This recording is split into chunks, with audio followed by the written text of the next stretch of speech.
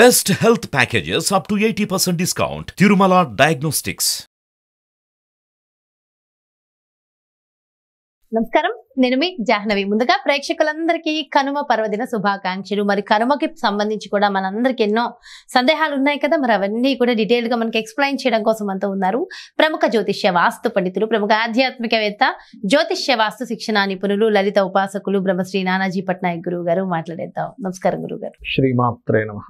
గురువు గారు, కనుమ పండుగ జనరల్ గా భోగి సంక్రాంతికి ఇంటికి వచ్చిన చుట్టాలందరూ ఉంటారు కదా, వీళ్ళందరూ జనరల్ గా వెళ్ళిపోవాలనుకుంటారు. కానీ కనుమ రోజు మాత్రం ప్రయాణం చెయ్యకూడదు అంటున్నారు. కాకి కూడా కదలదు అంటారు. ఎందుకని?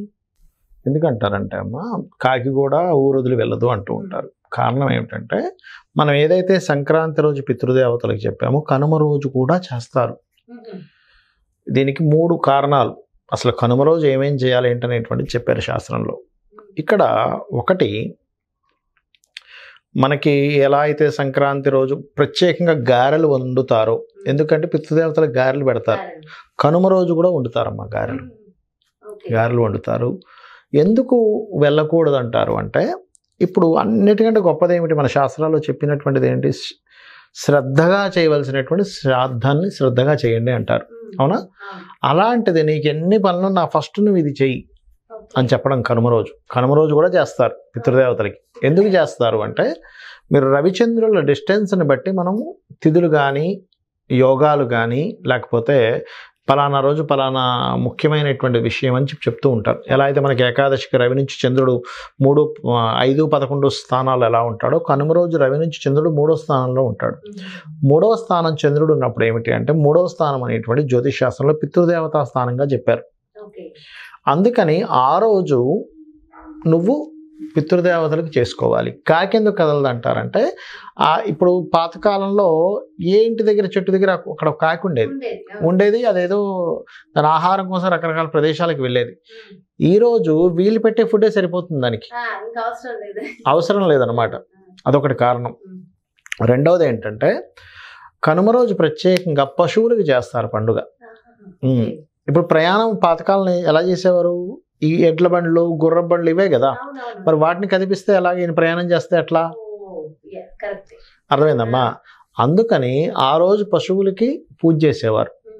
అయితే కనుమకున్నటువంటి ప్రత్యేకత ఏమిటంటే, నువ్వు దేన్నైతే వినియోగించుకుంటావో, దేని ద్వారా అయితే నువ్వు ఉత్పత్తి చేస్తావో, దేని ద్వారా అయితే నువ్వు ఒక వాణిజ్యాన్ని కానీ లేకపోతే వ్యవసాయం కానీ దేనేది చేస్తావో దానికి పూజ చేయాలి కనుమ రోజు.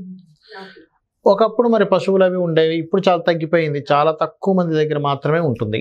మరి మిగతా వాళ్ళందరూ ఏం చేయాలి అంటే, మీ కిందన పనిచేసే వాళ్ళకి అప్పట్లో ఏం చేసేవారంటే, వాళ్ళ కింద వర్క్ చేసే వాళ్ళని పిలిపించి వాళ్ళకి బట్టలు ఇవ్వడం, వాళ్ళని స్నానం చేయమని చెప్పడం, గోరువెచ్చని నీళ్ళతో వాళ్ళకి బట్టలు ఇవ్వడం అవన్నీ చేసేవారు, బియ్యం అవన్నీ ఇచ్చేవారు. కనుమ రోజు కొంతమంది కొన్ని సాంప్రదాయాల్లో వాళ్ళు నాన్ వెజిటేరియన్ తింటూ ఉంటారు. ఎందుకు తినేవాళ్ళంటే, వాళ్ళు కొన్ని సాంప్రదాయాలు అందరినీ తినొద్దనని చెప్పలేదు, తినగలిగిన వాళ్ళు తినమని చెప్పింది శాస్త్రం.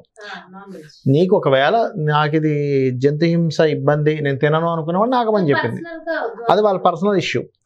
ఇది ఎందుకు అంటే, చలికాలంలో పోషకాహారం అవసరం ఎక్కువగా, అందుకే మినుములతో చేసినటువంటి పదార్థాలు తినమని చెప్తారు, మినుములతో నువ్వులతో చేసిన పదార్థాలు. ఎందుకంటే పోషకాహారాలు చాలా అవసరం పడుతుంది. అందులో ఎక్కువ పోషకాహారాలు మినుముల్లో ఎక్కువగా ఉంటాయి, దాని తర్వాత మాంసాహారంలో ఎక్కువగా ఉంటాయి, కాబట్టి అది వండుకొని తినేవారు. ఓకే, కాబట్టి ఈ కనుమ రోజు ఏం చేయాలి అంటే, ఇప్పుడు మనం సిటీ కల్చర్లో ఉన్నాం, ఇక్కడ ఏం చేయాలి, మన కింద పని చేసే వాళ్ళు ఉంటారు, ఇంటికి వచ్చి ఇంటి పని చేసేవాళ్ళు, వంట పని చేసేవాళ్ళు, లేకపోతే కింద డ్రైవర్స్ అనో ఎవరైనా ఉంటారు కదా, వాళ్ళకి ఏదైనా ఇవ్వాలి. వాళ్ళ ద్వారా మనం నడుపుతున్నాం కదా, వదిలికి వెళ్తున్నాం, డ్రైవర్ అవసరం, ఇంట్లో పని మనిషి అవసరం, లేకపోతే ఆఫీస్లో ఏదో చిన్న జాబ్లో ఏదో ఉన్నారు వాళ్ళు అవసరం, వాళ్ళకి ఏదైనా ఇవ్వాలి కనుమ రోజు. వాళ్ళ ద్వారా మనం ఉపాధి, అంటే వాళ్ళ ద్వారా కూడా మన వర్క్స్ ముందుకు వెళ్తున్నాయి కాబట్టి వాళ్ళకి ఇవ్వాలని చెప్పింది శాస్త్రం. అది అట్లా చేయాలి. అలా లేదంటే మాకు గోవు కూడా పెట్టాలనుంది, గోశాలలు ఉన్నాయి మనకి ఎలాగో, కాబట్టి గోశాలకు వెళ్ళి చక్కగా గోవులకి ఏదైనా తినిపించడం, నమస్కరించుకోవడం దూరం నుంచి, దాన్ని ఇబ్బంది పెట్టకుండా. చాలామంది ఏం చేస్తారంటే దాన్ని హడావిడి చేసేస్తారు, అది అనవసరంగా బెదిరిపోతుంటుంది, ఏం చేస్తున్నారా వీళ్ళు నాకని. అలా ఇబ్బంది పెట్టకుండా కాస్త దూరం నుంచి నమస్కరించుకుంటే అయిపోయింది. ఎందుకంటే గోవులో సకల దేవతలు ఉన్నాయని మన శాస్త్రం చెప్పింది కాబట్టి. ఎక్కువ ఫుడ్ అది తినదు కూడా అమ్మ, దానికి ఫుల్ అయిపోయింది అనుకోండి తినదు, అది అక్కడ పెట్టేసి రావాలి. ఒకవేళ మీకు అర్థగా ఒకవేళ అది తర్వాత మళ్ళీ ఆకలి వేసినప్పుడు తింటుంది.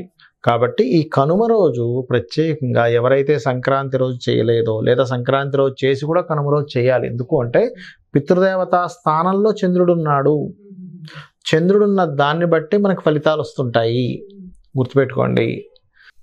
అయితే మొత్తానికి భోగి, సంక్రాంతి, కనుమ ఈ 3 పండుగలు కనుక ప్రాపర్ గా జరుపుకున్న వాళ్ళకి ఎలాంటి ఫలితం ఉంటుంది అంటారు? ఒకటే గుర్తుపెట్టుకోండి అమ్మా, మన పండుగలన్నీ కూడా ఎలా ఉంటాయంటే ఒకటి ఆరోగ్యాన్ని నియంత్రించేలా ఉంటాయి. ఫుడ్లో చూసారా మినుములు, నువ్వులు ఇవన్నీ ఆరోగ్యాన్ని నియంత్రించేలా ఉంటాయి. రెండవది ఏమిటంటే ఆధ్యాత్మికంగా దేవతా శక్తిని ఇచ్చేలా ఉంటాయి. మనం భోగి రోజు చెప్పుకున్నాం ఏంటి, రేగిపళ్ళు పిల్లలకి వేస్తే ఎంత మంచిదని, సంక్రాంతి రోజు పితృదేవతా సంబంధం అని, కనుమ రోజు కూడా పితృదేవతా సంబంధం అని ఆధ్యాత్మికతను పెంచేలా ఉంటాయి. మూడవది సోషల్ కమ్యూనికేషన్స్ పెంచేలా ఉంటాయి. పండగకి వెళ్తాం, ఏదో వస్త్రం ఏదో పెడతారు, వీళ్ళు ఏదో డబ్బులు ఇస్తారు, ఏదో సరదాగా ఒక ఆట ఆడుకుంటారు, లేకపోతే పందాలు ఆడుతూ ఉంటారు, లేకపోతే గాలిపటాలు ఎగరేస్తూ ఉంటారు. అంటే ఇవన్నీ ఏమిటి, సోషల్ కమ్యూనికేషన్స్, ఆరోగ్యము, దేవతా ఆరాధన, పితృదేవతా ఆరాధన, ఇవన్నీ కలిసి ఉంటాయి.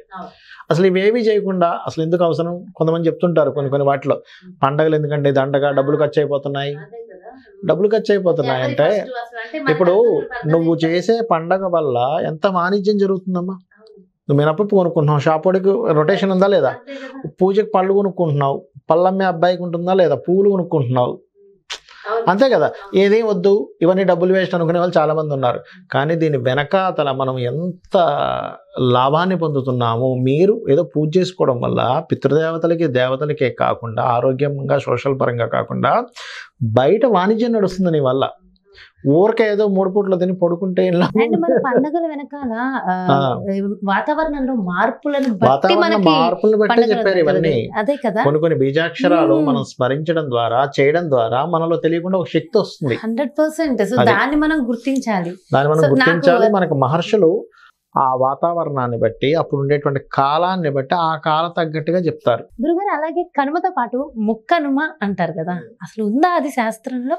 శాస్త్రంలో ముక్కనుమ అనేటువంటిది లేదమ్మా. వీళ్ళు ముక్కల పండగ అన్నట్టుగా వాళ్ళు ఏం చేస్తారంటే నాన్ వెజిటేరియన్ తినే వాళ్ళు ప్రత్యేకంగా ముక్కనుమ రోజు తినాలి, నెక్స్ట్ డే చేస్తుంటారు. కానీ ముక్కనుమ శాస్త్రబద్ధం కాదు, చేసుకుని ఉండదు. సరదాగా ఇప్పుడు నలుగురు కలిశారు, చక్కగా వండుకున్నారు, తిన్నారు, మంచి చెడ్డ చెప్పుకున్నారు, తప్పే ఉందమ్మా. ఇప్పుడు ఒకటి నలుగురు కలిసినప్పుడు ఈర్ష్యలు ద్వేషాలకు కాకుండా అయ్యో నాకు ఈ కష్టం ఉంది అని ఒక అబ్బాయి కలిసి చెప్పినప్పుడు వాళ్ళ అనుభవాలు చెప్పడం, అరే నీకు ఈ కష్టం ఉంది అయితే నీ ఇలా చేసుకుని క్లియర్ అవుతావు.